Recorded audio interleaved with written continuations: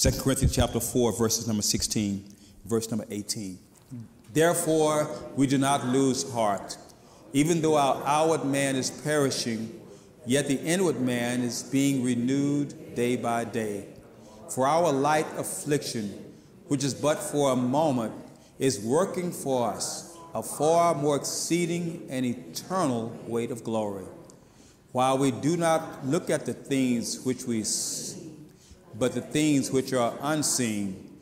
For the things which are seen are temporary, but the things which are unseen are eternal.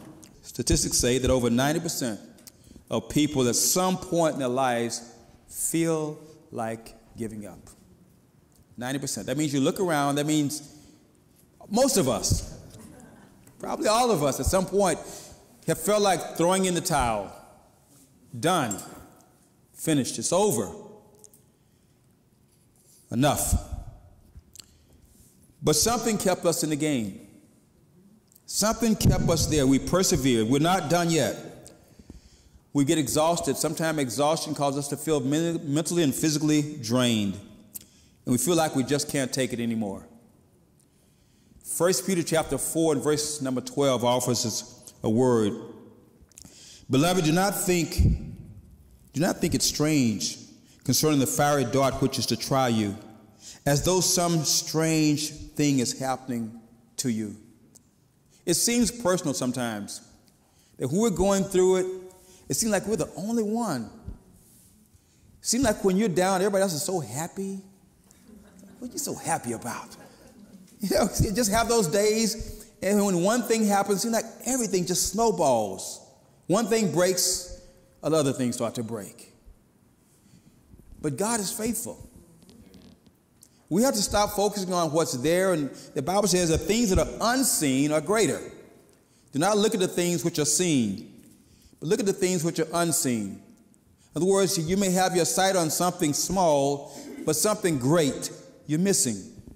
So focus on the great things. Immediately shift your attention to something that is greater than what you're seeing. Do not think it's strange that you're going through this fiery trial. And it says, which is trying you. Which is trying you. When we were kids, we would get in the playground, and if you had a beef against somebody, you'd settle at the end of the day. At the end of the day. You shoulder to shoulder, put a chip on your shoulder, or you draw a line, and you dare someone to step across that line. At some point, we've got to come shoulder to shoulder with ourselves. We've got to step up. Put on the big boy pants. Right?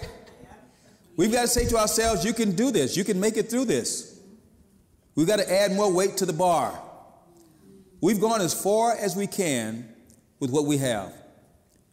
More has to come from us in order for more to come to us.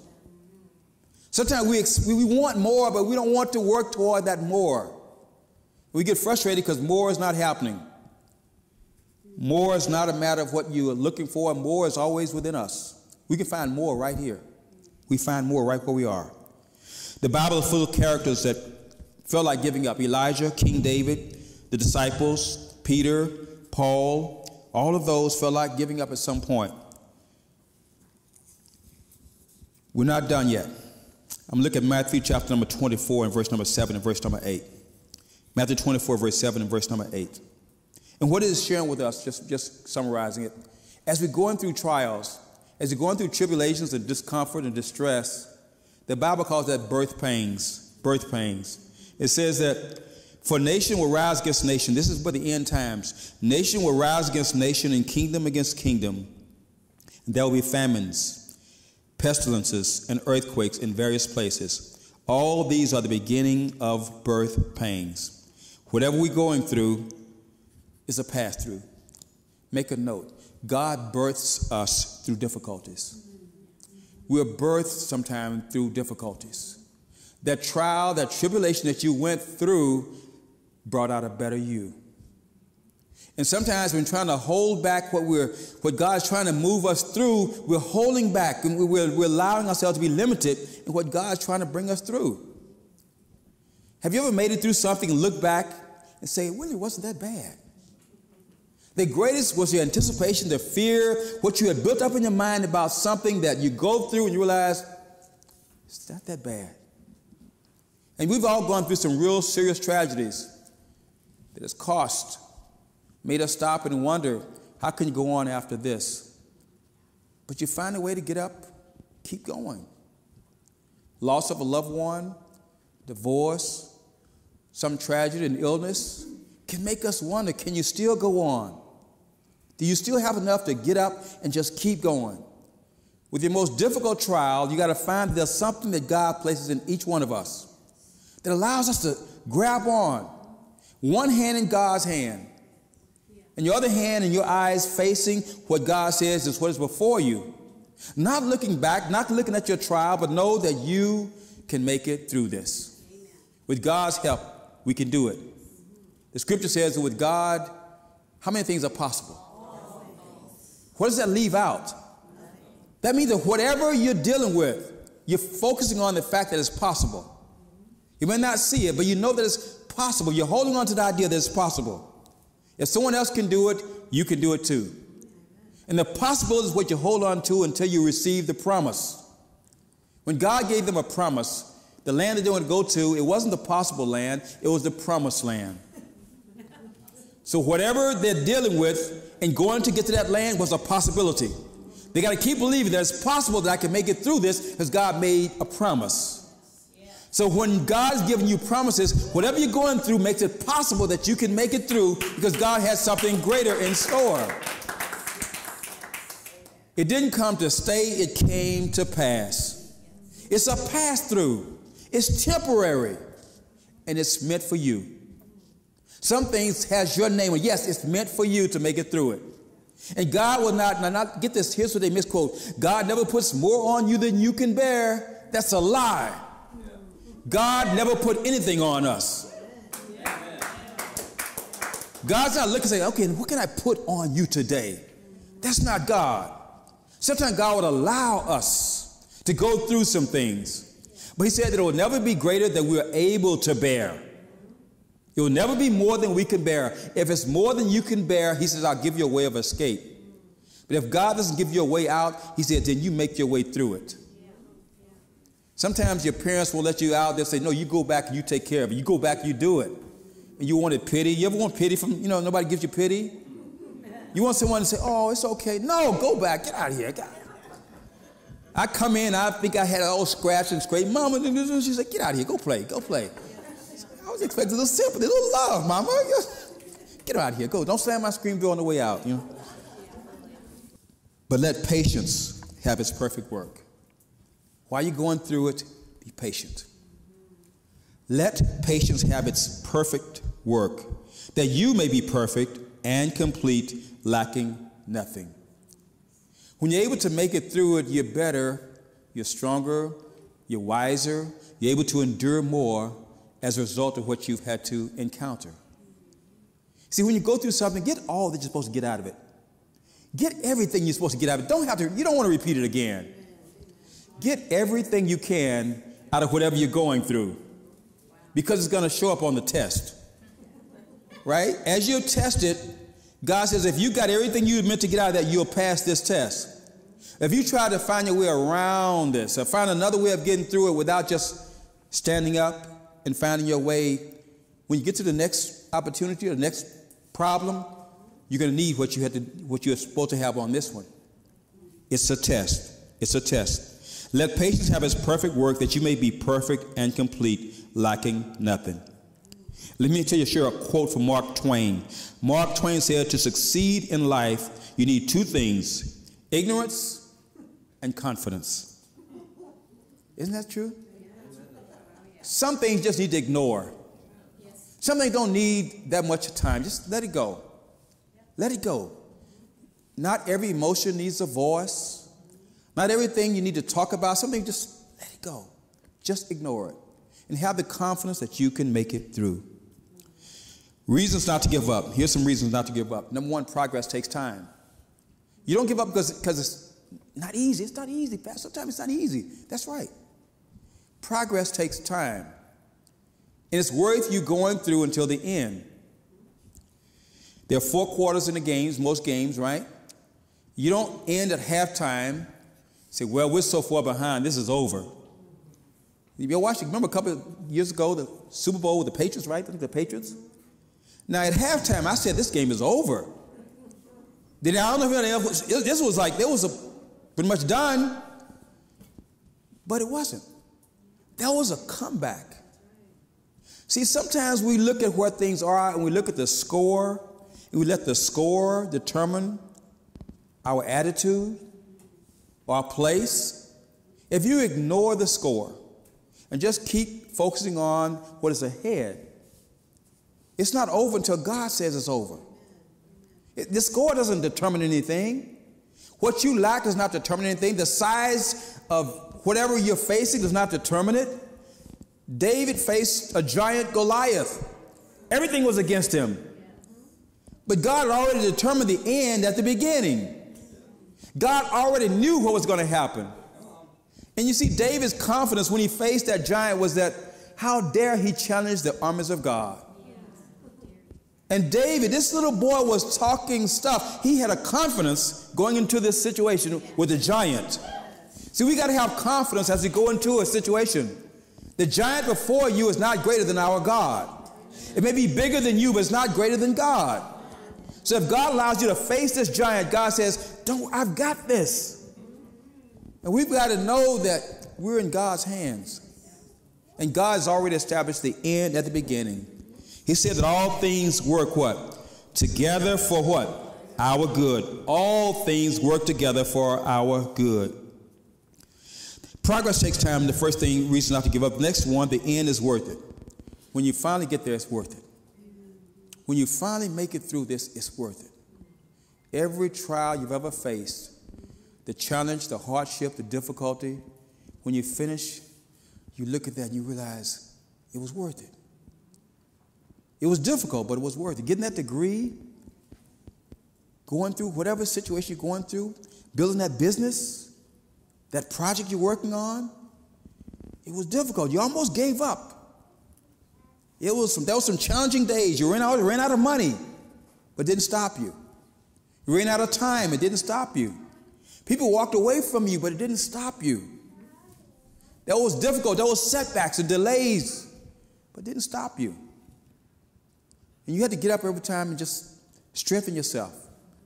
Sometimes you got to pull yourself up by your own bootstraps. I can do this. With tears in your eyes, with doubt, with fear, with trepidation, with trembling, I can do this.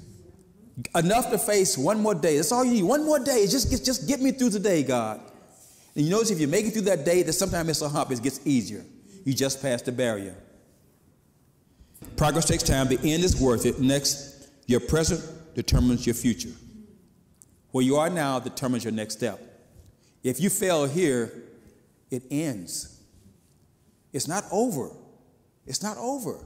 If you look at the back of the book, we win. We win. It's already done.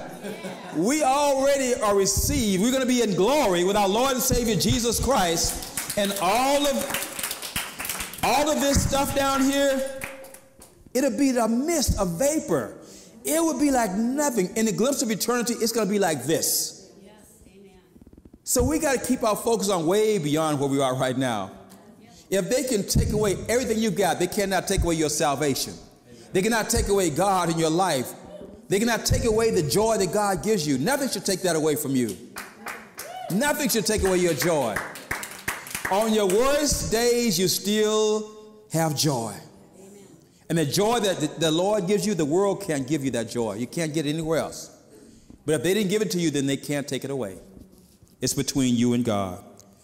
Elijah was a prophet that faced many trials, and after every great victory, he had to go through a depression time. I don't know if you ever faced that. Something great happens, then all of a sudden you face a real hardship.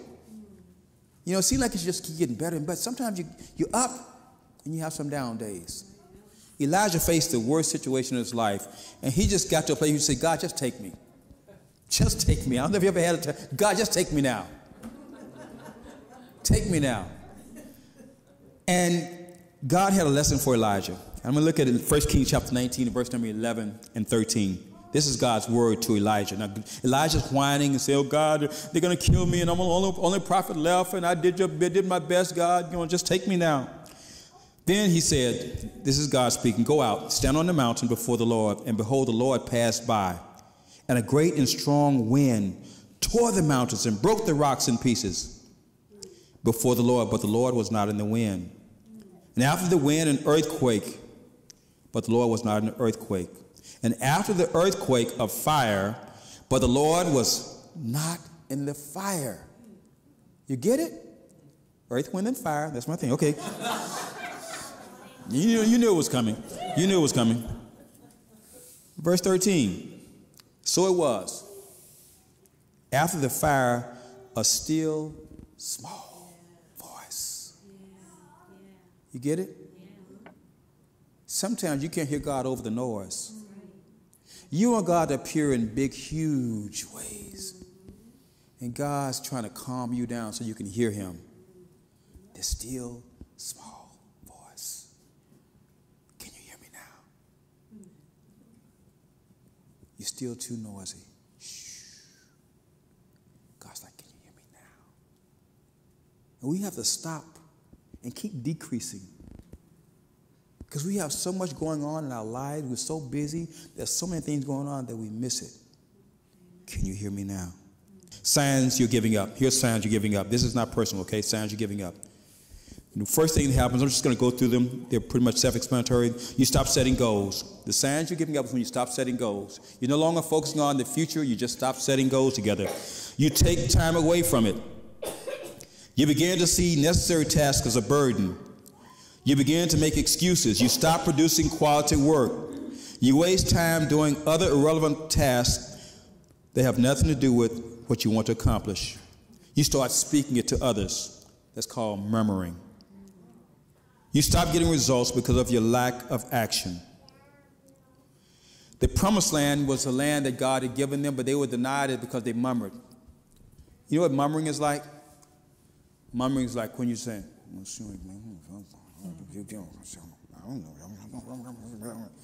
and that's contagious.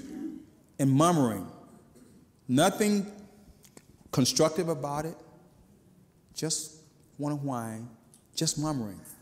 And God had given them everything they needed, but they kept murmuring, and it kept them out of the promised land. Hebrews chapter 12 and verse 11, I'm just going to give you that scripture. Hebrews 12 and 11 says, no chastening, nothing like that. No discipline is pleasing or pleasant at the present time. No discipline that you're going through is pleasant while you're going through it, but painful. But it says, but afterwards. Someone say afterwards. That means after you go through what you're going through, there is an afterwards. After you make it through this, you get ice cream. After you do this, you get what's on the other side of this. He says, but after this is a harvest. I mean, something greater than you could ever imagine, but you got to get through this to get to your harvest. It's a harvest of peace, a harvest of joy, a harvest of plenty for those who have been trained by it. So God is training you and preparing you for what he's already prepared for you. But you can't receive it until you go through what you're going through. You've got to go through it. It's difficult. Yes, we know. Everybody could sit and tell you about the story of what they've gone through. And we should be encouraged by stories that are passed down. I think I have it difficult sometimes. My parents could tell you about stories about difficulty. They can tell you how hard they had it. You know, Dad, I only have one pair of shoes. We didn't even have shoes. We didn't have feet when I was growing up. Whatever, you know. No matter how bad I could make it seem, he could tell me how bad it was when they grew up. We didn't even have that. You know, we all slept in the same bed, all that stuff. And he would talk about the challenges he had, all the stuff he had to face, and all he was saying was like, put it in perspective. We're more blessed now than any generation before us. Yes, we're more blessed than anyone before us. We're making more money, we're living better, we have better opportunities set before us. And those that went before us went a long ways with little. They had very little. And they brought us this far by faith, just leaning on the Lord. Here it is, we've got everything. It's difficult for us to make the next step. We've got everything. Everything, but we still are complaining. I remember my mother had this old wash and dry. I had to wash clothes with this scrubbing board. Anybody remember the old wash boards? You had to just take your clothes and just wring them by hand, wash them out, wash them, and then you had to take one, and you had to rinse them yourself. A whole different process. Then put it through the wringer, the little wringer thing, and you gotta try to get your hand through there. And it wrings the clothes out, And then you had to go out and hang them on the line. Huh? What do we do now? Just toss them in the washer? Huh? Push the little button and go. We have the washer now that just has, what is it, got a little computer in the washer, the washer sits there, and that's what the clothes in, the washer says, just sit there and this weighs, okay, see how much water to use, and the washer will time you, okay, time to get the clothes, you can put it on your phone. It beeps you when it's time to come get the lunch. It's like, can it be any easier? Could you fold it for me, please? But we whine about having to do laundry, right? We whine about simple things and realize how blessed we are. Amen. Some can't even, you don't even have to clean your own place. Some people have someone just come by and they clean your whole place. My mother not only cleaned ours, we had to clean others. That's how she made it. She was a domestic. She went and had to clean others. Talk about difficulty. And we can see, we want to give up. Why? They would say, why do you want to give up? What are you giving up? It's not anything you've got that's worth giving up, they would say. Yeah. They would look at you and say, stop whining. Yeah. Go outside and don't slam my door on the way out.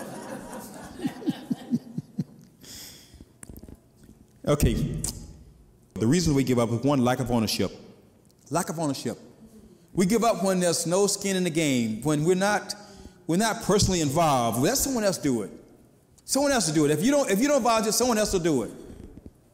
And that way you can give up because if I don't show up, no problem. This morning, as was mentioned, there was a lot of clutter last night, so Wayne wasn't able, and Charlene, who does this every week, give them a hand for every week. This is all of this. Work for two people. A lot of work. And what are we doing while they're doing this? We're just watching TV or taking a nap or out, whatever. Every week, they're here. Every week. Every week. Well, yesterday, because Wayne had cut his hand pretty badly, and he couldn't do the work to get all of this clutter out of the way so that he could move this out. So we needed someone to come in and do this work. Difficult. Because as he was calling and saying, I need someone to give a hand, I could probably see and hear people thinking, oh, I gotta do that. It's a privilege. It's a privilege. And we came out this morning, at 6 o'clock this morning, a couple of us, Chris and Wayne, myself, and Barb. We did it. We did it. 6 o'clock this morning. It was a beautiful time. What a blessing to be able to do this. Such a privilege. So we've got to see situations in our lives not being difficulty, but seeing the privilege in it. Work is a privilege. Even though we can complain about it, it's a privilege to work. The things you're complaining about sometimes is a privilege to do. It's a privilege. Lack of ownership is the first. Next one, not willing to put in the time, not willing to do the work, distractions, and insufficient reward. That's why people give up. They don't see the reward. It's just not worth it to do it. What do? One, we focus on progress, not perfection. Focus on progressing. Every day, try to take one step forward. You have difficulty working out. Nobody likes to work out, right? Except a few of us, really get charged up about it. But working out may be difficult. What do? You got to get up and you got to just make it happen. It's not easy. It's not easy. Focus on the progress. You may not have a perfect week, but try to do better than you did last week. May not have a perfect day, but do better than you did yesterday. May not have a perfect hour, do better than you did last hour. But you always are striving toward doing a little bit better. Begin setting small milestones. Don't focus on the big picture, just one little step. Every journey is a step at a time. You get there one step at a time. Make it small, little miles. Celebrate you made 1 week. Anyone who's had to go through sobriety know that it's a day-to-day challenge. They celebrate. They celebrate 2 days. I've had 2 days. They celebrate. I had a week. When a person has gone through that, they'll tell you how many. I'm 7 months and 6 days. They know. They celebrate every day. We should celebrate every day the challenges that we go through. Celebrate those things. And focus on the lagging things first. In other words, your difficult things you got to do that day, focus on those first. Get them done. If you don't get them done early, the chance of you getting them done later in the day become less and less as your day goes on. So the challenging things you got to do them first. Get them done. Otherwise, they may not get done later. And lastly, as I close, at one point, Jesus was teaching and his popularity grew. And Jesus had many disciples, not just the 12. He had many disciples. As Jesus began to teach hard lessons, the disciples began to question whether they want to follow. See, things work well for us when it's easy. But sometimes things are not easy. We're all going to go through those hardships that make us think, is this really it? Did I sign up for this? You think it's unfair because it's unpleasant. Not every time you go through things are going to be smooth and easy and warm.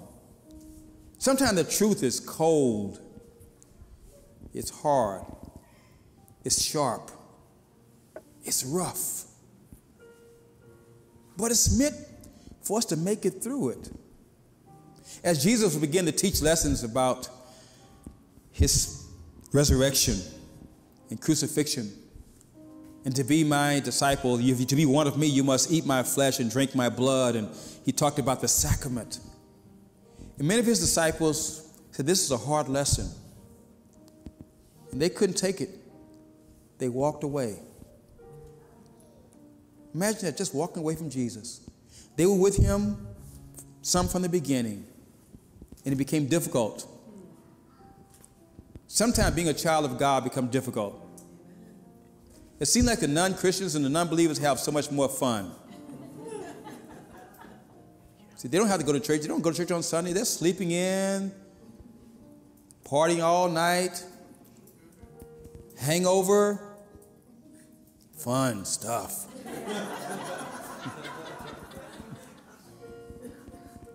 We're here. We're here. We're here. We're here. We're here because we celebrate that God brought us through another week. We're here because if it had not been for the Lord on our side, where would we be? We're here because we remember the blood that came down on Calvary. We remember the nails that was driven into his hand. Remember that Jesus didn't give up. He could have called on 10 legions of angels to get him down. But he stayed on that cross. He said, Father, forgive them, for they know not what they do. He looked beyond the cross. He could have gave up the cross. Enough. Even in the Garden of Gethsemane, he said, Father, if this cup could pass from me. He didn't want to go through what he had to go through. But it says, but not my will. Let your will be done. Sometimes it's God's will that we go through some difficult times. We're all going to go through an illness that seems unfair. You're going to go through depression, death, some divorce. That's the cross. You bear your cross. Just as the good days, you celebrate your good days, celebrate sometime that God is going to see you through this. And when at the cross, Jesus didn't look at where he was. He looked beyond the cross. And you know what Jesus saw? You and me. Beyond his suffering, he saw a greater glory. So beyond your suffering, know that there's a greater glory beyond that. It doesn't make sense. I know why you're going through it. You're saying, I got to go. Yes, we're going to go. You're going to make it through this. You're going to make it through this. And on the other side, God gets the glory. Someone else will hear your story one day because they'll feel like giving up. Someone's going to be at the place where you maybe are right now or where you've gone through. You're going to be able to speak to them. They're going to be able to hear your pain and your passion. they're going to be able to feel his glory. Because it's our scars and our difficult times and those things that we share with others is where they begin to see your witness. And we're made perfect sometimes through our scars, through our challenges, through our hardships. That's how others find him. It's not because you say, come go to church with me. But when I was there, let me tell you what he did for me. Let me tell you what he brought me through. I know you're going through a difficult time. You tell people, I know you're dealing with some struggles. But let me tell you what he's done for me. And he's no respecter of persons. What he's done for one, he'll do for another. Is that right? What he's done for one, he'll do for another.